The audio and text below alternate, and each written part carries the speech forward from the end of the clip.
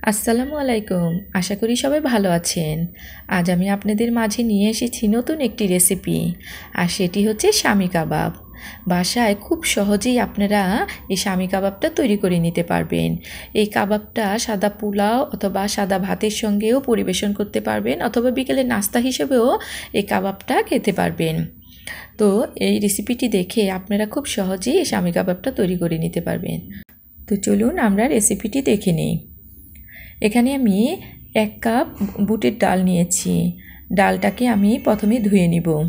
তো ডালটা ধুয়ে নেওয়ার পর এরপর এই ডালের মধ্যে আমি গরুর মাংস দিয়ে দিচ্ছি। এখানে আমি প্রায় হাফ কেজির মতো গরুর মাংস দিয়ে দিচ্ছি এবং 2 থেকে 3 কাপ পানি দিয়ে দিচ্ছি।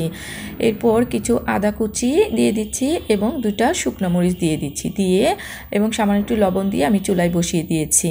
পানিটা শুকিয়ে গিয়েছে। এবার আমি এই মাংসটাকে আমি এখন মিহি করে নিব। তো এখানে আমি একটা মিট গ্রাইন্ডার নিয়েছি, সেটি দিয়ে মাংসটা আমি মিহি করে নিব। তো আপনাদের যদি এই মিট গ্রাইন্ডারটা না থাকে তাহলে আপনারা মাংসটা বেটে নিতেও পারবেন। তো যখন মাংসটা বাটবেন তখন মাংসটা সিদ্ধটা একটু বেশি করতে হবে, যাতে বাটতে খুব সুবিধা হয়। তো দেখুন মাংসটা আমার মিহি হয়ে গিয়েছে। এবার আমি যে ডালটা ছিল সেই ডালটাকেও একটু মিহি করে নিয়েছি। তো ডাল এবং মাংসটা আমার হয়ে গিয়েছে। এবার এখন ডাল এবং মাংসটার মধ্যে আমি পেঁয়াজ কুচি দিয়ে দিচ্ছি। তো আমি এখানে আজকে একটু বেশি করে পেঁয়াজ কুচি দিয়ে দিচ্ছি। এরপর কিছু কাঁচামরিচ কুচি দিয়ে দিচ্ছি, পরিমাণ মতো লবণ দিয়ে দিচ্ছি। এবার আমি এখানে হলুদ এবং মরিচ গুঁড়ো হাফ চা চামচ দিয়ে দিচ্ছি। ধনিয়া এবং জিরার গুঁড়াও হাফ চা চামচ দিয়ে দিচ্ছি। এরপর হাফ চা চামচ গরম মশলা দিয়ে দিচ্ছি, হাফ চা চামচ গোলমরিচের গুঁড়ো দিয়ে দিচ্ছি। এরপর এখানে আমি কাবাব মশলা, রাঁধুনি কাবাব মশলা, সেটি 1 চামচ দিয়ে দিচ্ছি। এরপর একটি ডিম ভেঙে দিয়ে দিচ্ছি এবং 1 চা চামচ ময়দা দিয়ে দিচ্ছি।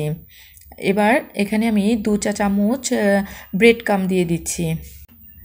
এবার আমি সবগুলো একত্রে খুব ভালো করে মেখে নিব। তো অনেকটা সময় মেখে নেওয়ার পর দেখুন মাখানো একদম কমপ্লিট হয়ে গিয়েছে। এবার আমি একটি প্যান নিয়েছি, সেখানে তেল দিয়ে গরম করে নিয়েছি। এবার এভাবে চ্যাপটা করে আমি এই কাবাবগুলোকে গরম তেলের মধ্যে ভেজে নিব। তো এক পাশটা ভাজানো হয়ে গিয়েছে। এবার আমি সবগুলো কাবাব উল্টিয়ে দিচ্ছি। তো দুপাশ কমপ্লিট মতো ভাজা হয়ে গিয়েছে। এবার আমি কাবাবগুলোকে তুলে নিচ্ছি। আমি একটি প্লেটে টিস্যু দিয়ে কাবাবগুলোকে তুলে নিচ্ছি। তো সবগুলো কাবাব আমার ভাজা হয়ে গিয়েছে। তো দেখুন কাবাবগুলো দেখতে কতটা সুন্দর হয়েছে। এখান থেকে আমি একটি ভেঙে দেখিয়েও দিচ্ছি। দেখুন একদম ভিতরটা কতটা পারফেক্ট হয়েছে।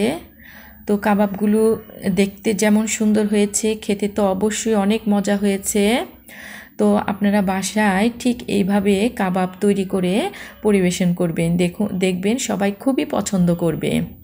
তো আমার এই কাবাবের রেসিপিটি যদি আপনাদের ভালো লাগে অবশ্যই লাইক, শেয়ার করবেন এবং সাবস্ক্রাইব করবেন। আল্লাহ হাফেজ।